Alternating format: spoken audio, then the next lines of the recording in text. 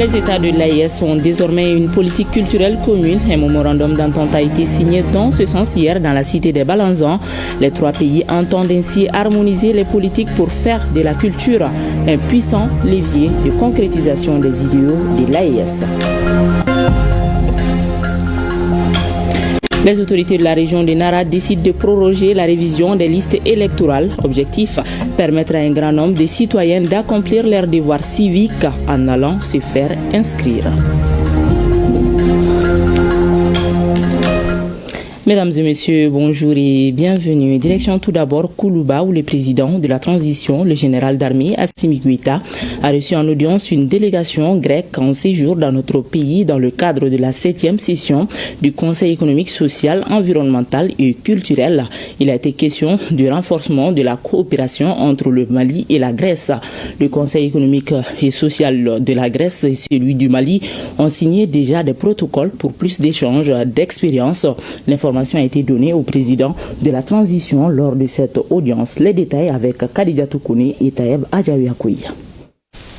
Palais présidentiel de Koulouba, le président de la transition reçoit une délégation grecque. À sa tête, le président du Conseil économique et social de la Grèce. Il est l'invité d'honneur de la 7e session du Conseil économique, social, environnemental et culturel dont les travaux ont été lancés ce lundi. Quoi de plus normal pour le chef de l'État de recevoir cet ordre de marque pour renforcer davantage les relations déjà satisfaisantes entre Bamako et Athènes, tant au niveau bilatéral que multilatéral. À l'issue des échanges, Païdas Ionis a exprimé sa joie de se retrouver en terre malienne. Il s'est dit particulièrement impressionné par les progrès réalisés dans divers domaines au Mali sous le leadership du président de la transition, Assimi Goïta. À son Excellence, nous avons développé nos initiatives de collaboration bilatérale avec le Conseil économique, social et environnemental du Mali et également le potentiel qui s'ouvre devant nous. Nous avons informé Son Excellence que nous avons signé un protocole de coopération entre nos deux institutions, les conseils économiques sociaux, et nous allons avancer étape par étape à la mise en application de ce protocole de coopération. Et nous attendons à Athènes le président Katilé lorsque son agenda le permettra. Le Mali et la Grèce sont donc dans une dynamique de renforcement de leur coopération. Selon le chef de la délégation grecque, le général d'armée Assimi Goïta affirme soutenir toute initiative allant dans le sens du bien-être des Maliens. Cela dans le strict respect des principes qui guident désormais l'action publique au Mali. Son Excellence, le président de la transition, quand il a stipulé trois éléments très importants. Chaque pays doit respecter la volonté du peuple de l'autre pays, des autres pays, et respecter l'indépendance des pays. Et aucune force extérieure, aucun autre pays ne peut essayer de diviser pour régner sur un autre pays. Donc cette stratégie de diviser pour régner appartient plutôt à l'histoire, au passé. Et le président de la transition est le garant de l'unité de ce magnifique et grand pays. Le séjour de la délégation grecque s'inscrit dans le cadre d'échanges d'expériences entre les deux institutions. Rappelons que la 7e session de la 6e mandature du Conseil économique, social, environnemental et culturel se tient sous le thème « Le secteur minier au Mali vers une exploitation alliant développement économique, social, culturel et préservation de l'environnement ». Face à la dégradation poussée des eaux, notamment celle du fleuve Niger et la récidive des pollueurs, les autorités réagissent. Le constat a été fait à Kalabambougou par le ministre de l'Énergie et de l'Eau, accompagné par le ministre chargé de l'Assainissement. Ils ont conclu cette sortie par un tour de la station compacte de potabilisation numéro 2 de la Société malienne de gestion de l'eau potable. Le compte-rendu de Awadama Koulibaly et Sidi Modibo Dambeli. Ce mardi matin, pas de temps pour les civilités. Il y a urgence. Ce que nous avons vu aujourd'hui est alarmant. Le ministre Djané, accompagné de sa collègue de l'environnement, a réveillé les riverains du village de Kalabambougou. La situation déchirante de l'état des eaux oblige. On ne peut pas accepter que quelques individus, de par leur activité, viennent polluer notre eau. Regardez la turbidité a dépassé plus de 100 et quelques. Donc toutes les normes. Cela n'est pas acceptable. Cette visite est bien accueillie par les notabilités du village, d'autant plus que la conscientisation, leur seule arme de combat, manque depuis longtemps de munitions. Nous avons trouvé que la qualité de l'eau, ce n'est plus comme auparavant. On ne peut que dire ce que vous êtes en train de faire, ce n'est pas bon. Nous ne pouvons pas faire autre chose. Tout ce que nous pouvons faire, c'est avertir nos autorités. La sensibilisation, on a dépassé ce seuil. Maintenant, il faut vraiment sévir. Déjà, on va revisiter la législation en la matière. On va d'abord voir et appliquer. Si ça ne suffit pas, on va peut-être initier d'autres textes. Mais ça ne peut pas s'arrêter à ça. L'inspection du jour a également concerné les installations de la station compacte de potabilisation numéro 2 de la Somagep. Une étude sera réalisée prochainement pour impulser un nouvel élan à toutes les stations de production pour mieux fournir la population en eau potable. Désormais, les États de l'AES ont une politique culturelle commune. 4 ministres en charge de la culture et de l'artisanat de la zone, dont 2 du Niger, ont signé un mémorandum d'entente dans ce sens dans la cité des Balanzans. Objectif, harmoniser les politiques pour faire de la culture un puissant levier de concrétisation des idéaux de l'AES. La signature s'est déroulée en marge du festival sur le Niger et la semaine de la fraternité et de l'amitié AES. Envoyés spéciaux, Cheikh Oumar Sangari et Abdul Salam Bambara. Le présent mémorandum vise à harmoniser les politiques culturelles dans l'espace AES et les États s'engagent à les respecter. Il porte globalement sur la valorisation des industries culturelles et créatives et du patrimoine, la protection des biens matériels, le financement public des initiatives culturelles et autres protections du patrimoine naturel. Cette étape va être une étape cruciale dans la construction de notre État confédéral. En plus des stratégies communes de la défense et de la diplomatie, je pense que la culture constitue la pierre angulaire du développement de nos 3 États. L'AES a de l'avance, tout comme dans le domaine de la diplomatie, de la défense, du développement. Nous voilà aujourd'hui réunis pour parler de la culture, de l'artisanat. La culture, tout comme l'artisanat, c'est le socle, c'est la base de tout développement pour nos pays. Et s'il y a quelque chose qui nous unit vraiment, c'est cette culture et cet artisanat. L'engagement des ministres est fort et le document signé à Ségou vient renforcer des liens déjà existants. Les acteurs sont déjà en avance par rapport à un certain nombre de choses. Ils n'ont pas attendu que cette politique commune soit signée aujourd'hui pour commencer à travailler ensemble. Nous sommes venus à Ségou avec une forte délégation que je salue. Ils sont juste à mes côtés. Mais ils peuvent vous dire que depuis plusieurs années déjà, avec le Mali, avec le Niger, il y a des événements sur lesquels ils travaillent de façon étroite. Et donc, eux sont en avance par rapport à nous.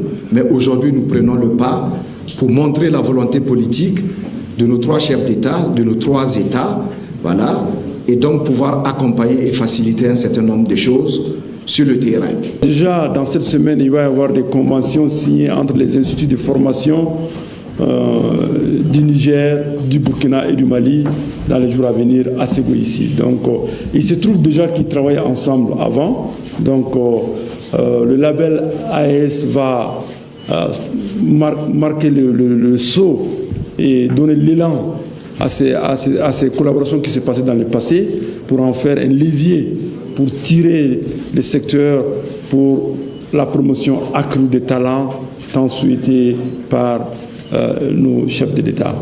Comme à l'accoutumée au sein de l'AES, le pragmatisme prendra le dessus et la mise en œuvre du mémorandum fera l'objet d'un suivi. Au niveau du Niger, nous avons les SAFEM, qui est le Salon international de la femme, auquel le Mali avait assisté dernièrement.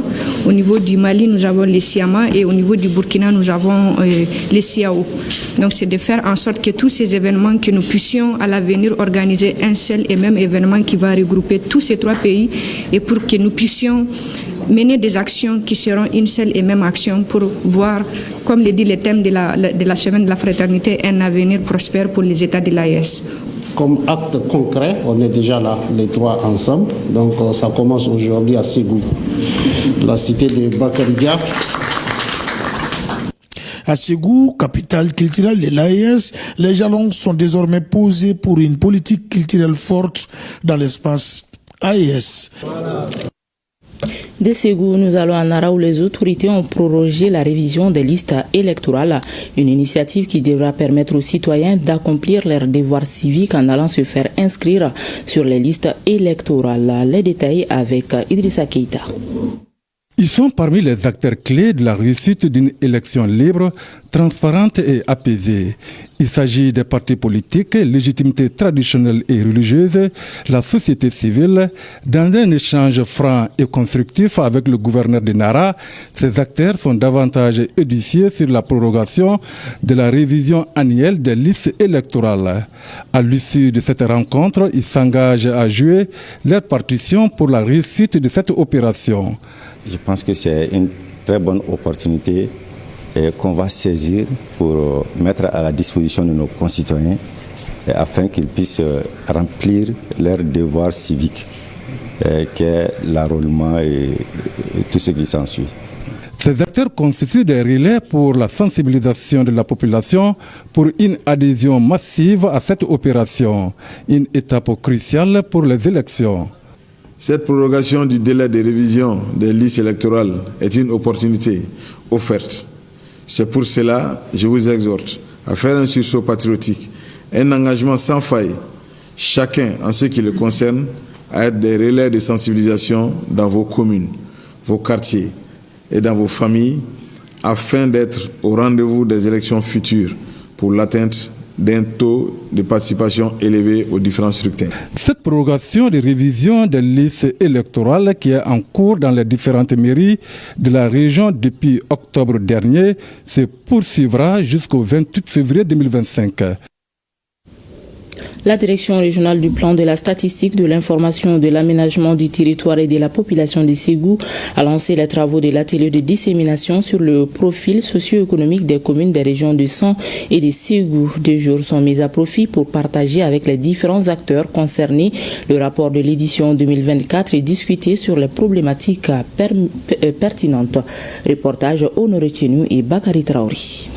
Le présent atelier vise à mettre au même niveau d'information les acteurs impliqués dans l'élaboration du document Profil socio-économique des communes édition 2024 des régions de San et Ségou, un outil qui permet de répondre aux besoins d'analyse et de diffusion d'informations statistiques.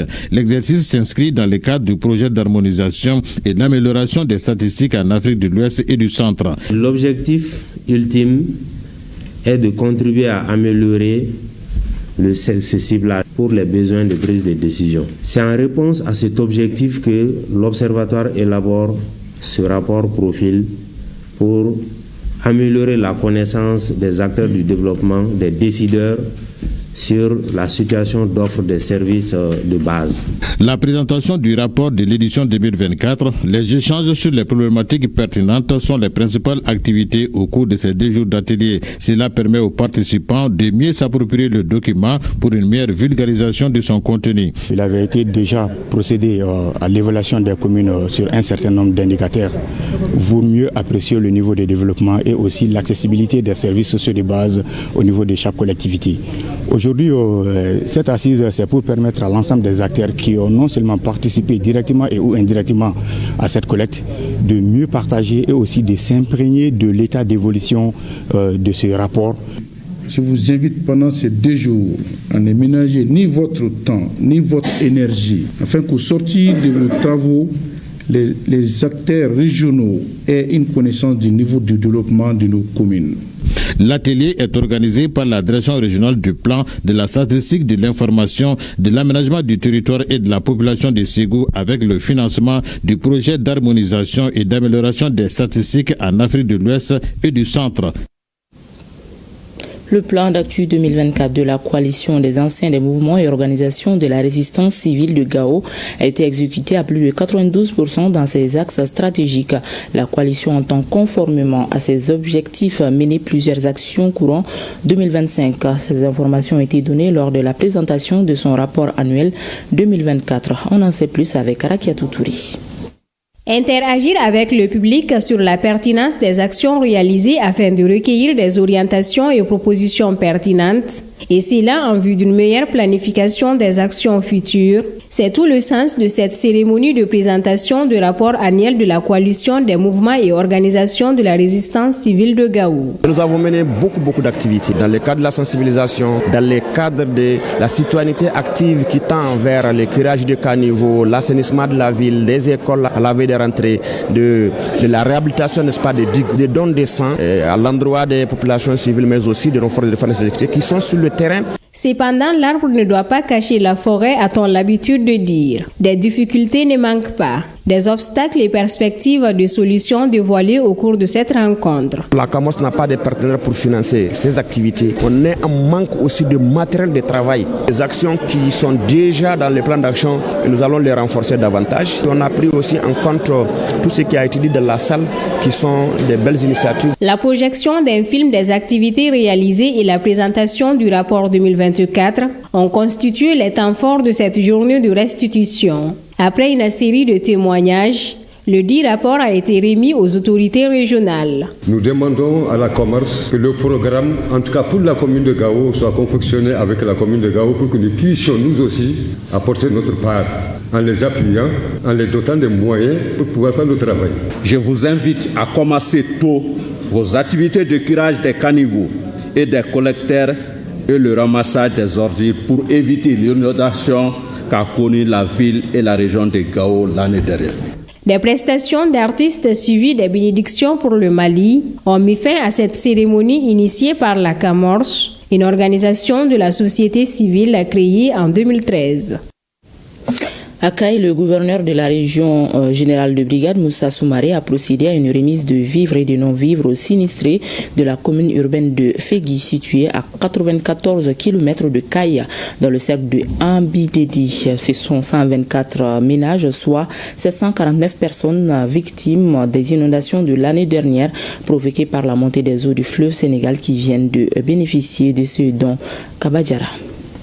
Les pluies diluviennes qui se sont abattues l'année dernière sur la commune urbaine de Fegui ont entraîné la montée des eaux du fleuve Sénégal, provoquant des inondations, lesquelles ont fait d'énormes dégâts matériels. Soucié des conditions de vie de ces populations, le chef de l'exécutif régional s'est rendu ce lundi à Fegui afin de remettre aux sinistrés des kits de vivres et de non-vivres offerts par le ministère de la Sécurité alimentaire, le ministère de la Santé et du Développement social et de l'OMVS. Nous avons recensé à peu près 997 ménages sinistrés qui ont été victimes d'inondations avec 7407 personnes. Et quand nous avons avancé alors donc ces informations au niveau national et l'ensemble des partenaires, et le ministre de la Santé et du Développement social dont nous représentons a voulu bien démarcher les partenaires pour nous aider donc à apporter des appuis à l'ensemble des 7407 personnes victimes des inondations de 2024. Dans le cadre de l'assistance aux sinistrés suite aux inondations qui ont eu lieu pendant l'hivernage, il y a beaucoup de localités de la région qui ont été victimes de ces inondations.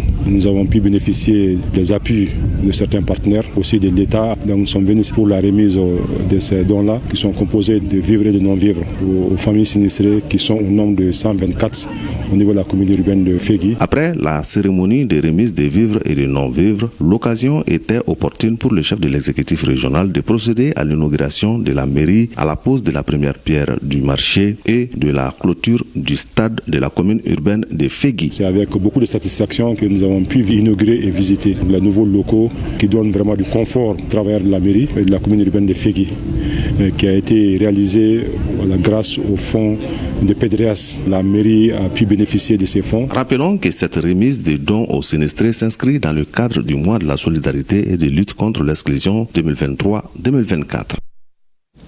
Les membres de la Fédération nationale des producteurs de la filière sésame au Mali préparent leur assemblée générale constitutive. Au cours de la rencontre qui s'est tenue au Carrefour des Jeunes de Bamako, des échanges sur plusieurs communications et difficultés de la filière sésame ont été faits. Compte rendu Fademba Keita. Les techniques de production pour l'émergence de la filière sésame au Mali, des communications sur les difficultés auxquelles les producteurs sont confrontés, restent entre autres les points saillants de cette réunion. Les échanges sont aussi ponctués de propositions et suggestions d'amélioration des conditions de travail. Elle prépare la future Assemblée générale constitutive de la Fédération nationale des producteurs de la filière sésame au Mali. Le sésame, c'est un produit qui donne de rendement dans tout le lieu. Et puis c'est très très rentable pour l'économie nationale. On a beaucoup de choses concernant la vente, concernant même l'exportation. La production varie de 150 000 à 200 000 tonnes de sésame par an. Alors que la producteur locale, ce qu'ils nous ont dit, ça ne dépasse même pas les 2 à 3% de cet rendement. Donc le total des rendements qu'on a aujourd'hui, vraiment, ça va être un problème pour les producteurs si ce n'est pas sorti. Parce que l'État ne peut pas faire face à ça, même dans la transformation, même dans la commercialisation. Une commission chargée de l'organisation de la future Assemblée générale constitutive de la Fédération nationale des producteurs de la filière sésame au Mali a été mise en place. Elle est pilotée par le vice-président et des doyens membres de la filière sésame. Lancement dimanche dernier de la foire à Famassan 2025 en commune 1 du district de Bamako. Une occasion pour les éleveurs d'exposer les différentes races de moutons et cabris, des béliers dont les prix commencent de 500 000 à 10 millions de francs CFA. La foire est organisée par l'association Mali Saranyeta. Kassim Diallo pour le compte-rendu. La 4e édition de la foire d'exposition des moutons se tient du 1er au 9 février 2025. Plusieurs races de moutons, des cabris et d'autres animaux sont exposés. Des moutons qui peuvent coûter plus de 10 millions de francs CFA. L'édition de cette année est placée sous le thème le rassemblement de l'ensemble des éleveurs du Mali. Et comme vous le savez, on est en train de mettre en place une fédération régionale pour tous les éleveurs des ovins et caprins du Mali. Il y a plusieurs races. On a les races tchadiennes et il y a la race Balbali Oron. Les prix pour la race tchadienne est un peu élevé parce que ça va de 500 000 même à 50 millions. Il y a beaucoup d'efforts derrière ces bêtes-là. Je demande aux autorités à soutenir cette foire. Moi-même, je suis éleveur. Ces races de moutons tchadiens a son origine au Mali. Le président de l'APECAM se dit fier des organisateurs qui doivent améliorer leurs organisations pour l'atteinte des objectifs de production. Au Mali, par exemple, pour ce qui est des moutons, des béliers, ça rentre dans tous nos us et coutumes. La viande caprine est l'une des viandes les plus consommées dans toutes nos dibiteries au Mali. Donc si on a réussi à avoir une amélioration sur le gain de poids de ces animaux, ça va apporter un plus. Si on réussit à avoir une amélioration sur la productivité laitière de nos chèvres qui ne produisent pas le demi-litre, mais si on peut les améliorer à ce qu'elles produisent 1, 2 ou même 3 litres de lait, ça donne beaucoup de revenus à nos femmes qui sont détentrices de ces chèvres. Les visiteurs auront l'occasion d'admirer une grande diversité d'animaux, notamment des vaches, des chevaux, des moutons, des chèvres, des volailles et bien d'autres espèces emblématiques de l'élevage au Mali. Et c'est ce qui met un terme à cette édition. Merci de l'avoir suivi. À de mettre heures, s'il plaît à Dieu.